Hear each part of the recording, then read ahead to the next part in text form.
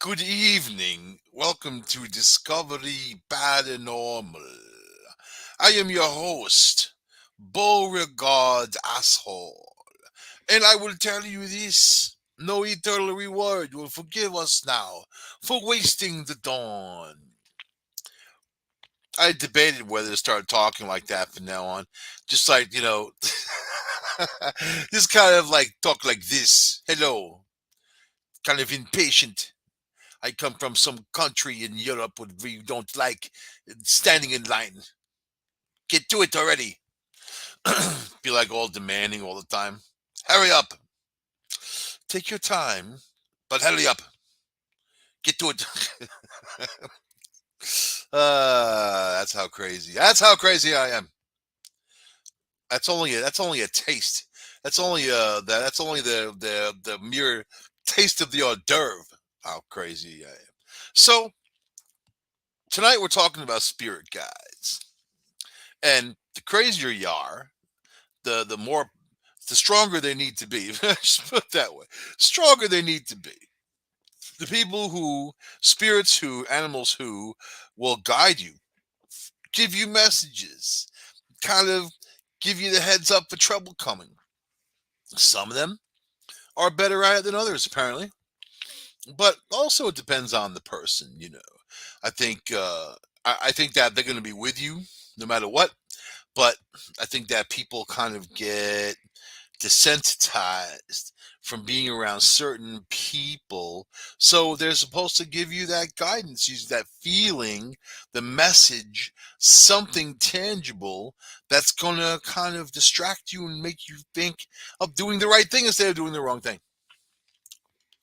That doesn't work for people. Sometimes it does. I don't want to be negative on you. That's what spirit guide just told me. My spirit guide has been through the ringer, man. So what is a spirit guide? Is it like a guardian angel, Curtis Sliwa type of thing? No. So using the language of modern mystics, a spirit guide is a non-physical being assigned to guide us to attain the greatest potential on earth. In a way, they care for us like a guardian angel and assist us in many processes and transformations as we navigate life. The spirit guide is an ascended being that has thoroughly mastered life's lessons. You know what? They've been through it, right? And comes through energetically as a guiding light for you. So whether you know it or not, you basically have a whole team of spirit guides. That's your cheering section. Your biggest fans. So, and no matter the cultural, spiritual background, every culture, everybody talks about spirit guides. Isn't that funny? And it's all about knowledge, wisdom, protection. Isn't that beautiful to think something like that, man? To like just have that thought that there's this guide looking out for you. You know what I mean? What about all the people who get killed, though? I don't know what happened to that. I don't. You see, there's a thing going on. What about the innocent people? What about the people who are kind of just innocent bystanders and they get, you know, hey, watch out for that bus. What bus? Boom, type of situation. You know what I mean? So anyway, there's numerous ways to meet your guides and foster relationships with them throughout your lifetime. This, well, it's basically to receive that wisdom, the counsel, and a spirit guide could also be a loved one that had passed, or even a pet that had passed. That's just spending time with you. Just to be with you along the path of life, right? So I don't know. Anyway, I think that you probably understand that there's a force around that yeah, maybe it's not going to save you from a bus, but maybe it'll give you the inkling or the idea of a direction sometimes. Not everybody. Well, I think I'll put it this way.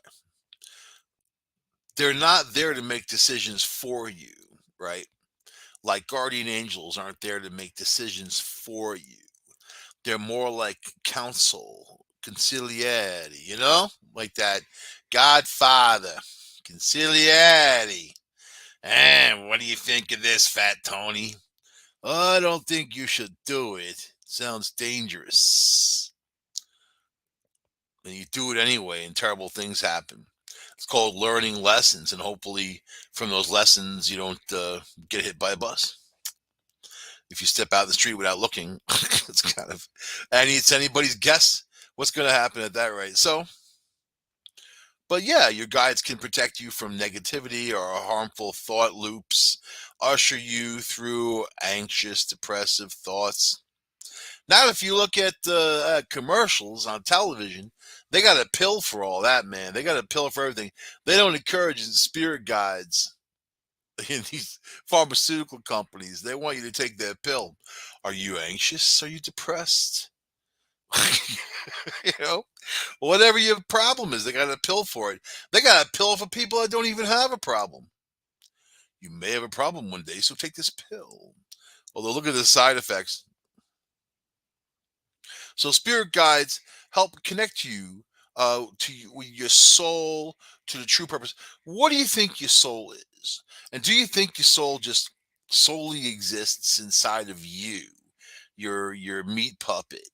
Or do you think, I mean, I just read an article, fascinating article, about the human brain and how it is much like the cosmos, much like the things that happen.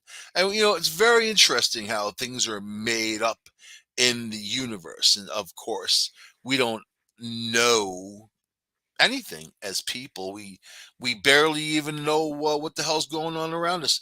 We barely know our own society. I mean, look at people and how twisted they are. Look what people justify, even with organized religion and all the heinous, crazy stuff people do. For some kind of thing that they don't even know if it's real or not. They themselves, but yet they defend it like it is, and they go to great lengths and have caused wars, great suffering, destruction for years and years and years because of it. So yeah, those people, those are the ones I'm talking about. You need a spirit guide acting like that. So they're going to help you make the right decisions. Maybe. I think my spirit guide's messed up. Tell you the truth. I think he's more messed up than I am. I got to look out for him or her. So there's different types of spirit guides, and with anything in the world, there's layers to stuff, and then you can separate those things and give them labels, and then you're in a world of organization, right? So there's the higher self. So this one is basically you always have access to no matter what, and your higher self is already you. Instead of being a separate spirit based version of you, it's simply the part of you that's deeply connected with the divine and can easily see past a lot of the earthly things that can get in the way of divine reasoning. Like Lao Tzu said, there's no greater curse than desire, no greater curse than wanting something for oneself. So, yeah, you got to eat, right? Is that the same thing? So, in my higher self, that's like, pop up on your shoulder, the little angel pops up. Michael, I don't think you should do this, what you're thinking about doing, because it's not right. And then the devil pops up on the other side. You do it. Don't even think. Don't think. Do it. People mess up by thinking. Just do it. Just do it. And the angel's like, "Oh, you shut up over there. You don't know what you're talking about." And devil's like, "Shut up, angel. Go screw yourself. Just do it. Both of you, do it." that's the battle, right? Your freaking confidence and your paranoia. That's what you can kind of divide yourself up into. That's all people really are. You've got your confidence that tells you that you're hot, sexy, you can do anything, you're the best, most smartest, intelligent. Then you get your paranoia. Oh, you're fat, you're ugly, you probably have skin cancer, you're a loser. Those two battle it out. They battle it out. So in me, I like applying people to my confidence and paranoia. So my confidence is the rock. You know what I mean? Because I feel like I could call upon the rock and he could solve any problem with one of his flying through the air, bust on you type of moves that he does in movies and whatever. He's the rock, right? And my paranoia is my ex. I don't know if the rock can handle that most of the time. It's ooh, it's a pretty even balance. You know what I mean? But I get to sit back and watch. That's the beauty of it. I get to watch the two titans battle it out. Ugh. So there's also angels and archangels. See now, but then you get into a whole thing of archangels, who angels really were, the misinterpretations of angels. You know what I mean? There's a lot of dumbfummery in there. There's a lot of people who wrote that stuff too that didn't know what the hell they were talking about, or they kind of just acted on the things that they wanted to believe, agenda oriented programming, but it wasn't necessarily true. So in history, what history says, what people say in their daily life and the things they said, not what historians had written necessarily, but what people who were living at the time had said was like these fallen angels came down from the sky and these fire chariots, and they were very tall, and they had these tools, equipment that they were able to build walls and things and whatever with, right? And they were able to teach humankind how to get by on this planet. So, and then as the years went on, I mean, if you know about that whole narrative and whatever, where the angels mated with the human girls, and then boom, they were popping out giants and all that. There's all that too, which is written about a lot, you know. But just religion in general, the rules are very suspicious, man, of just power and control, right? And the contradiction is very, very real. That's what I don't like about the stuff, man. So many of my friends describe themselves as spiritual and not religious. And I love that because really that's what it's all about. And I think that the more you get into having, if what you celebrate is fun, at least it's not like dogmatic or something. Okay, I have to give 20% of my income to the Catholic Church because they demand it. You know what I mean? Like you have no choice, really. You really have no choice, And then whatever they do is what they do with it, and it's not, you know. I don't, I don't like organizations that I can't support an organization that doesn't drive their belief systems not in line with mine. So I can't use my money to do this stuff like that. It's bad enough that a lot of my tax dollars go for things that are unwarranted and not for the betterment of mankind or our country or our society, but more just to as payoffs. I mean, a lot of these politicians, they commit crimes, they do terrible things, and then all those fines, all this stuff when they step out of their office and they get fined, those insurance companies don't pay for them from the state or the federal government. It comes out of the taxpayers' dollars. And that could be millions of dollars, for people who act out and they're not personally or financially liable. And I think that's wrong. So this is the world that we're in. This is why you need spirit guides. You know what I mean? Think that Andrew Cuomo, the former governor of New York, had a spirit guide every time he tried to grab one of those young girls, and that the little angel will pop up. It'd be like a version of him too. Can you imagine Cuomo as an angel? I could never even imagine it. You know how he talks. Bing, the angel pops up.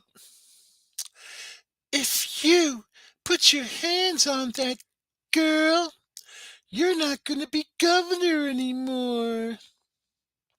And then the devil, Andrew Cuomo, pops up on the other shoulder. Boom. If you don't touch her, you're not a man. So show her some of that toxic masculinity that I taught you. And little Como Angel be like, no, it's not good. I plead with you to do the right thing, the Christian thing. And you know the rest of the story. Angel lost, unfortunately. But isn't the devil an angel? That's the confusion. Because it is. It was supposedly the first angel, right? Who challenged the throne. And then Michael, the archangel, took the devil and threw him down to earth, along with anybody that wanted to go with him or anybody who also fought, showing you that it's an infallible system if it can be challenged like that. Oh, so confusing, so confusing, so confusing. So, not really. It's not. It's actually very plain to me. But archangels are powerful spiritual figures that tend to come with a specialty. For instance, Archangel Michael represents protection, courage, and truth. So you can call on that energy anytime you need. I'll say this though. And all these investigations that we do, when there's something bad there and we need to move somebody along, whatever, we say that Archangel Michael prayer and then everything is A-OK after that. So yeah. So there, all you people. Other angels may not come with a specific name. It may feel like they're yours and yours alone. If you sense an angelic presence, feel free to ask them their name and what they're there to teach you. See? That's honest, man. Then you have ancestors and ascended masters, right? There's a theory that when somebody dies, their spirit ascends to a higher plane where it can stay to assist humans on their earthly paths before reincarnating again. Like customer service. You know what I mean? They're kind of there. They don't know where they are. They're on that little plane higher. They may have the answer. They may not. You might get disconnected after 45 minutes of being on the phone with AT&T, waiting to talk to some person. So these can be relatives you knew in this lifetime, people or ancestors from previous lives, the spirits your soul has been in contact with before. These particular spirits come with a wealth of information that they acquire on Earth. Plus, they gain the knowledge of all that is simply by being in ascended form. So they know a little bit more and they got some message, right? Some people refer to ascended masters as the big guns, like Buddha and Jesus. But I've seen these come through as only any spirit energy with impressive things to teach and share. You really think that Jesus has all for that free time to go talk to everybody? All these people that say they saw Jesus. I saw Jesus. I saw Jesus. I was 19 years old. I had poked on a cigarette, Marlboro cigarette, man. I looked at it and it had the face of Jesus on it. But yeah, but yeah, but all right. It really comes down to, I think that, yeah, sure, you could put, yeah, it's Buddha, Ronald Reagan, whatever, you could say anybody. My spirit guide is Ronald Reagan.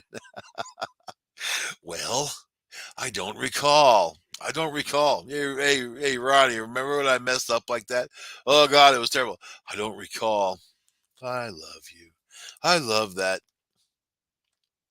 Plant and animal spirits. So, animism is the belief that objects, creatures, and even places all have a soul or a distinct spiritual essence.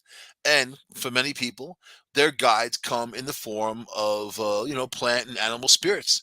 Plant, you know what I mean? Sometimes those killer tomatoes can be guarding you, man. I like that. I like that. To mess with my killer tomatoes. What's your spirit guiding spirit? I have a wolf. She's in the moon and comes to me at night and watches over me all the time. The wolf. You ever know anybody like that? They all got wolf stuff all over their house, like wolf spreads, wolf blankets, wolf pillows. What's your spirit guide? Mine's the killer tomato. he's really good with the caprese salad. He's tough on mozzarella, man, and spinach. Don't watch out for my killer tomato. He'll pulverize you. He'll turn you into tomato juice. Bah. If you could have a wolf, I could have a killer tomato. Why not? What about corn? Corn's dangerous. It's very, very spiny. Very dangerous corn is. You know what I mean? I won't mess with corn. Corn's killed people before. Don't know about tomatoes. But killer tomatoes, that's a whole different animal right there. So plant spirits can pop up when you're working with a specific herb or flower. Probably people who smoke a lot of weed have that experience. Or if you spend a lot of time in nature, feel free to assign your own meaning to these guides and ask them what they have to show you. Yes, wipe yourself with poison oak and you will understand something different about the universe. Right there and there. So deities, don't wipe yourself with poison oak. I'm not taking that. If you do. All right. Deities. Every culture has a strong connection to a deity or multiple deities. These belief systems usually consist of one or more god or goddesses, some imparting judgment and punishment, and all of them with a set of supernatural powers. I think they all basically have a collector too, the one who goes around and collecting the money. There's that, right? Power Rangers, man. It's the Power Rangers. So if you feel drawn to particular deities or certain god or goddess energy shows up in your life often, foster that connection by learning more about them. Read up on their stories and characteristics. Each one comes with its own rich mythology, and many have lessons to teach. How about galactic beings? You ever watch that Battlestar Galactica, man? You know, Apollo. Some people believe that many of us have ancestral connections to different galaxies. This system suggests that souls haven't just reincarnated here on Earth, but on stars and planets light years away. If you feel like you've never really belonged here on Earth and feel a spark of energy when you hear about potential being related star based spiritual teams and systems, yeah, I feel that. Keep waiting for that ship to come and get me the hell out of here. Oh, God. So freaking long. All right. So, and we're all made of stardust, right? My sister Mel says in your DNA, that DNA sparks memories in your brain, in your system. And sometimes these can be ancestral memories. Sometimes they could be distant, far off in the galaxy memories, especially if we're made of that stardust. It really comes down to a very interesting thing with DNA and genes, man. If you look into it, it's fascinating. Fascinating. So, and how about universal and spirit energy? Many people don't see, sense, or hear any particular guide, but instead tap the all knowing energy of the universe. This is the collective sea of unconscious energy that connects all of us, a spiritual source of energy that is all around us and also is all of us. You can call it universe, spirit, source, or God. You always have access to it and it always is there. If you don't feel connected with a specific spirit, animal, plant, or galactic energy, this might be the way to go. Of course, if you have deep connections to your spiritual guidance team and a more universal energy, you can do that too. Whatever. Whatever doesn't cost you money. Does that work? How's that? Or yeah, you want to buy some candles and get naked and dance in front of a fire? That's the best right there. You know what I mean? Send pictures. But the reality is, for all this, you're a sinner. Jesus died for your sins. You bastard. And I'm thinking, like, you know what? That's really a terrible thing to say to somebody, especially a kid. Jesus died for my sins. You know how I'm living. Or maybe I should sin more. I don't want people to die in vain in my name. You know what I mean? It's decisions, decisions, decisions. I keep thinking, but then, yeah, there it goes. It comes down to whose whose story you're going to believe. So the Buddha, I'll quote, I'll quote the Buddha, Lao Tzu too, and all these amazing philosophers of the past said that we're all on our own mission. We're on our own journey. So then when you start thinking of that, okay, we're on our own journey. So then other people's interpretation of things really doesn't have anything to do with me because I'm just living my own life. No one is like me as far as I am concerned. Therefore, I have nothing to compare myself with, only what I do, you know? So, like in my work, right? When I do my job,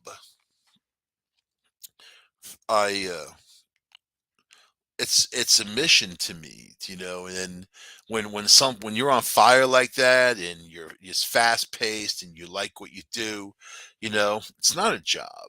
It becomes something else. You know, it puts you in the zone. So I think that the universe doesn't have an incredible amount of randomness, believe it or not.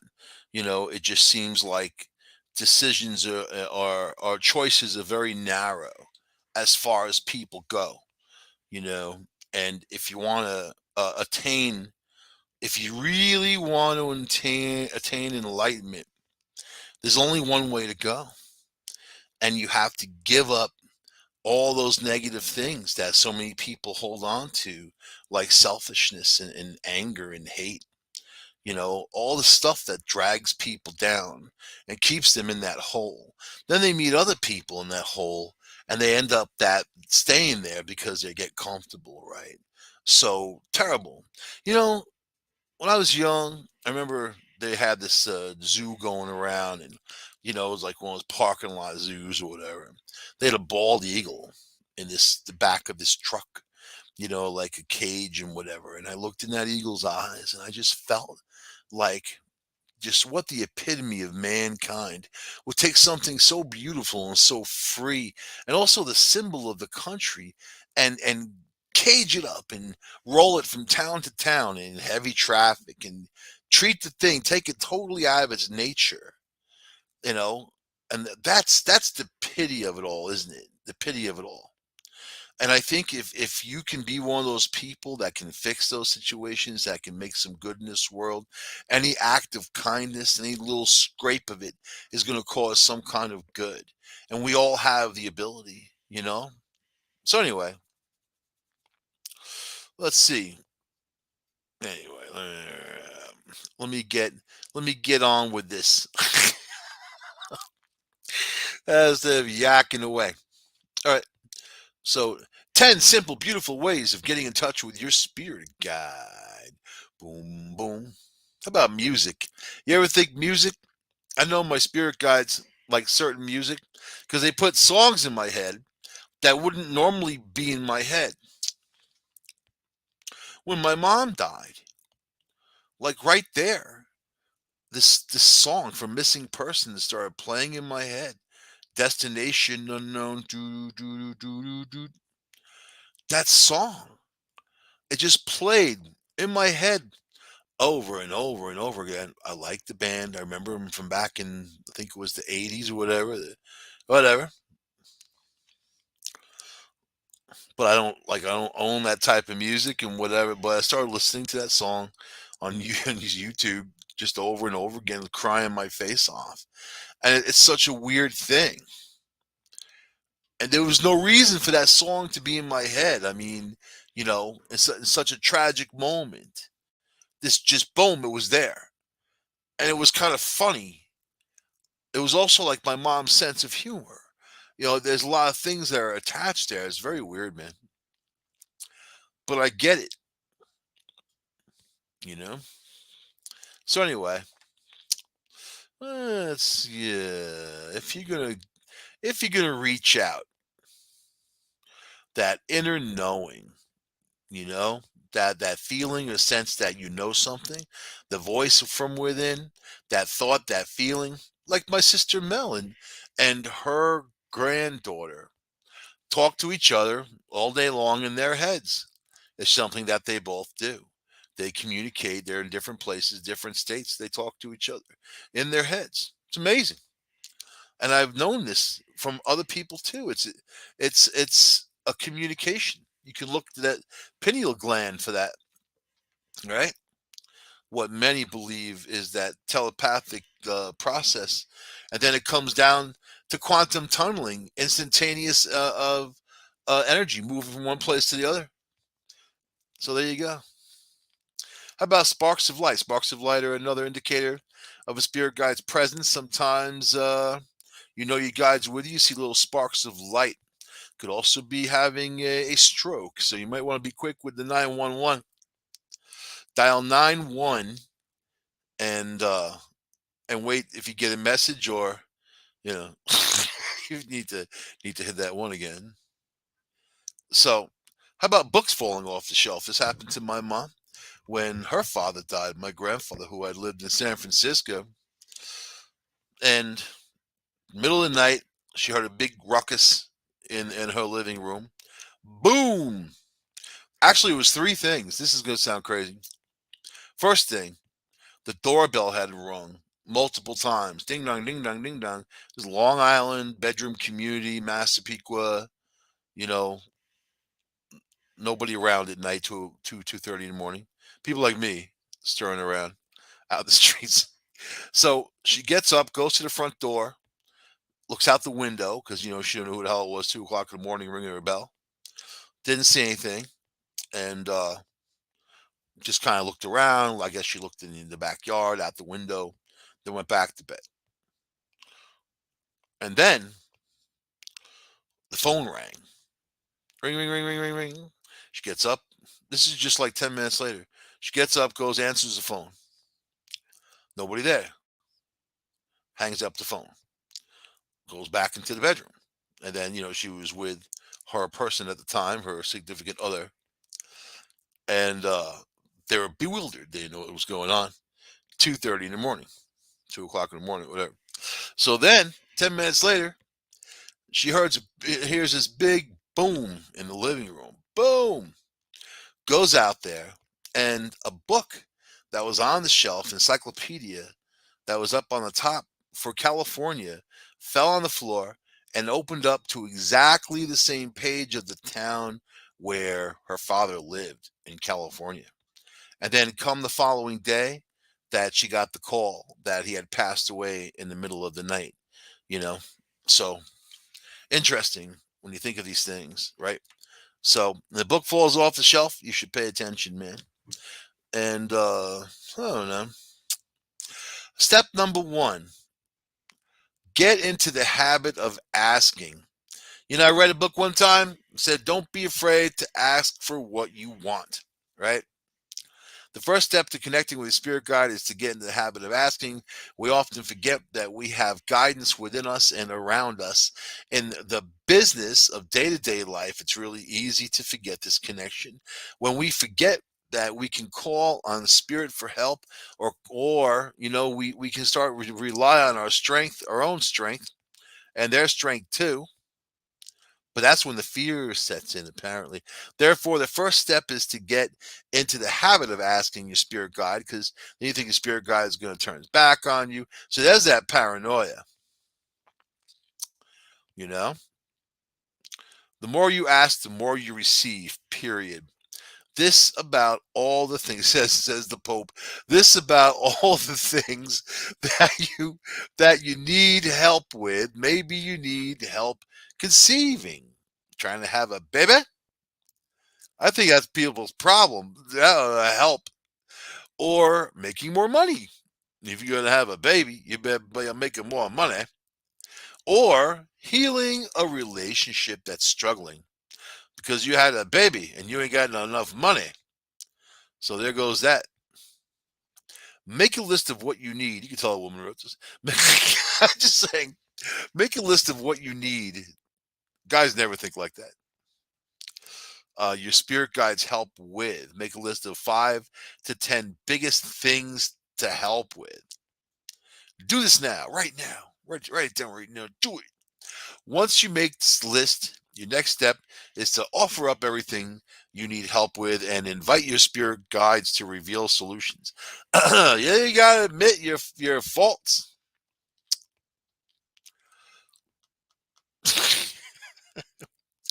Your spirit guide's gonna say, you know what your problem is. You know what you should do. You know where you messed up.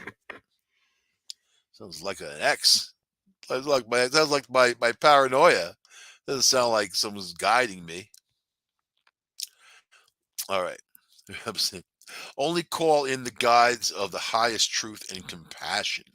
Remember always to call in the guides of the highest truth and compassion. You don't want to invite the funky guides to the party. Be very specific. I don't know, man. My party's got a lot of funk. You know what I mean? You're gonna find some funkadelic people in my party. And if that angel ain't funkadelic, I don't need those bad vibes. Also, I'm not the kind of person that pushes people to the back of the line because they're lesser of a performer. Maybe they have some good information. Maybe they have some information that I can use over the more popular angels like Jesus or the devil. You know what I mean? So, as with the human world or Buddha, there are lots of different characteristics, and we don't want to invite every character over for dinner. Exclusionary. Anyway, how about step number 2? How much time we got left? All right, we're all right. Step number 2. The second step is connecting your spirit guides. You gotta listen. Listen to them. The way to do this is to by you meditate. Everybody's got that time to meditate.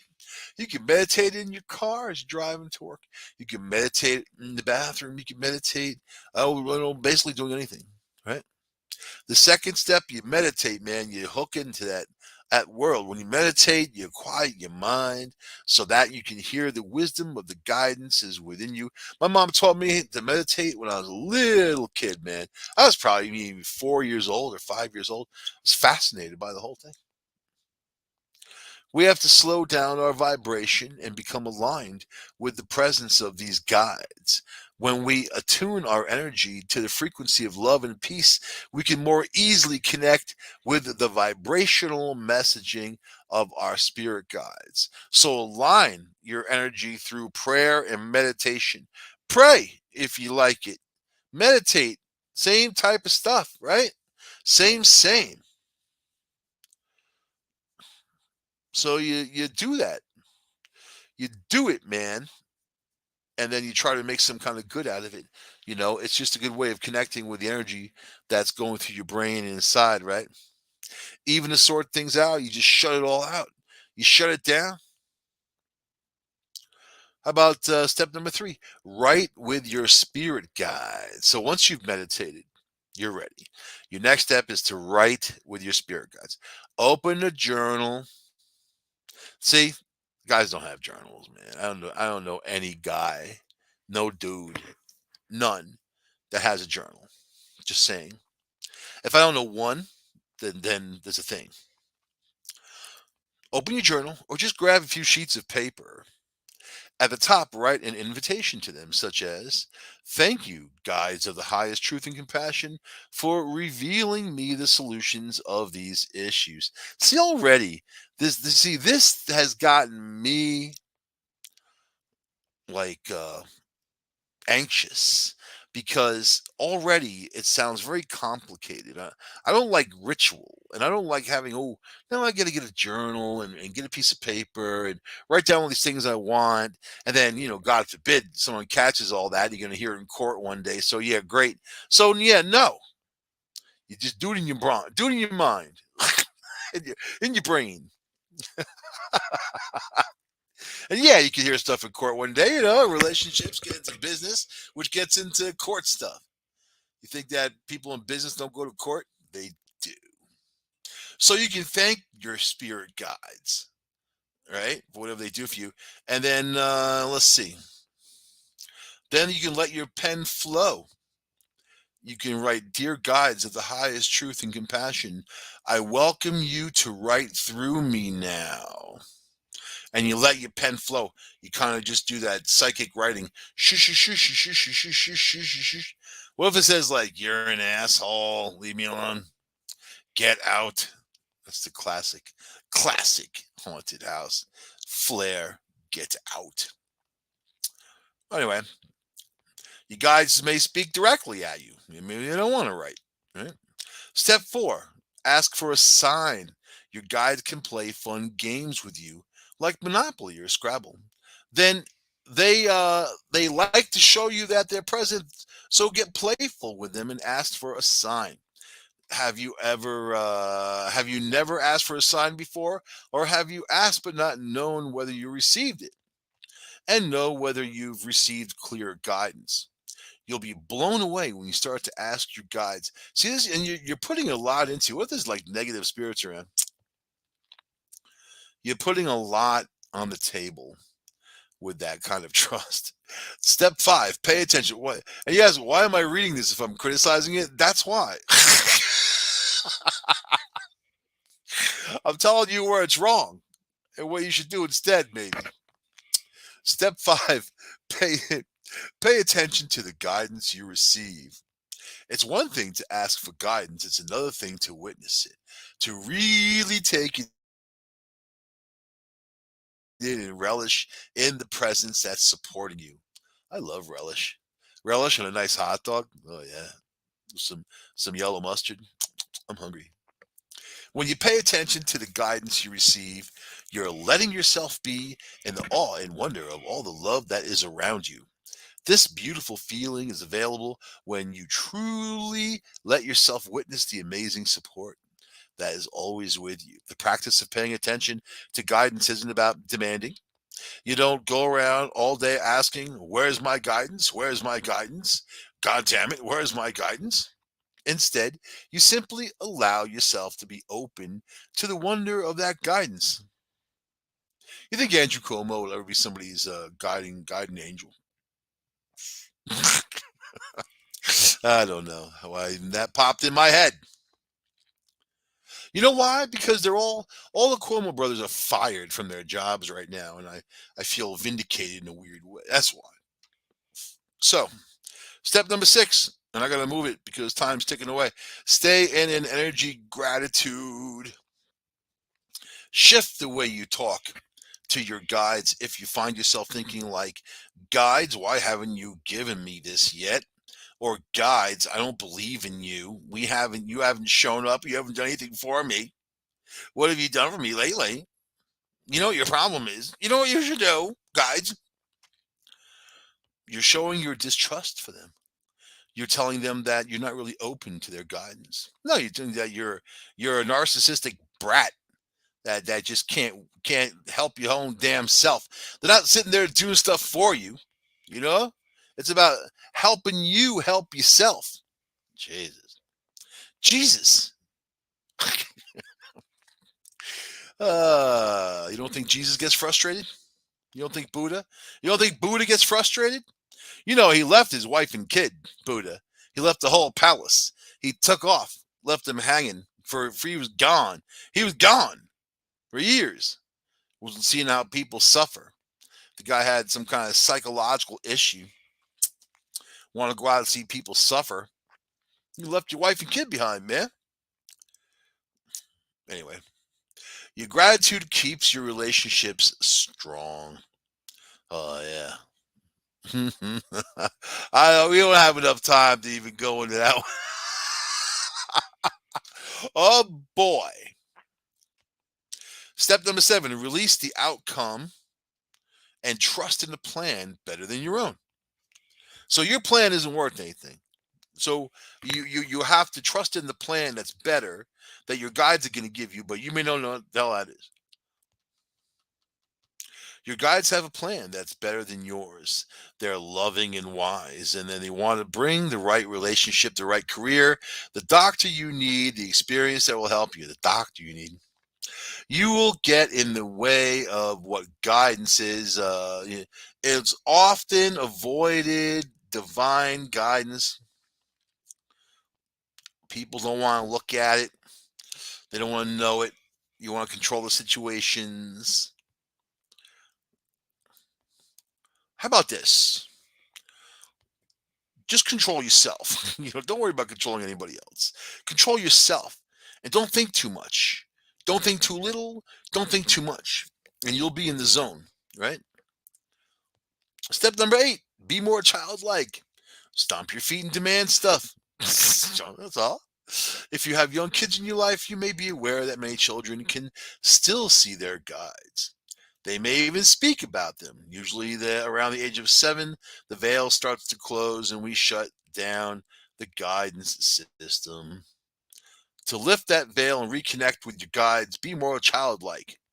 Yeah, go get poop in your pants, roll around the floor, and yell and scream. There you go. And then when it's Christmas, ask for everything that's $1,000. You know, ask for everything that's $1,000. Jump on a trampoline. Go for a run. Paint, swim, cook. Kids cook. There's some easy bake oven action. I don't know about that. Whenever she says this one, whenever I'm cooking, I feel the presence of my guides around me. Maybe they're hungry. Hungry. Step number 9, ask your spirit guides for their names if you feel called to do so. Uh, you don't have to do this step, but if you want to do this step, you can do this step. Just call out their name and whatever, and they'll give you the name sometimes. All right. And step number 10, finally, trust in your own psychic ability. Believe in yourself. Believe in your capacity to call on his presence. Believe in your abilities. Believe in your knowledge. Believe in yourself. Ah, may love and pure joy come into all of our lives. Life can be dark, but our spirit angels will always be there to guide us. Unless they're not, then you die a horrible death and painful too. Trust in yourself and your angels, or you're done for. Bomb. What the Beatles say? All we need is money. Wah, wah, wah, wah, wah. All I need is money. Wah, wah, wah, wah, wah. All we need is money. Money. I'd give it all up for a little more, a little more, a little more, a little more. I'll see you guys next week on this here show. A little more. Bye.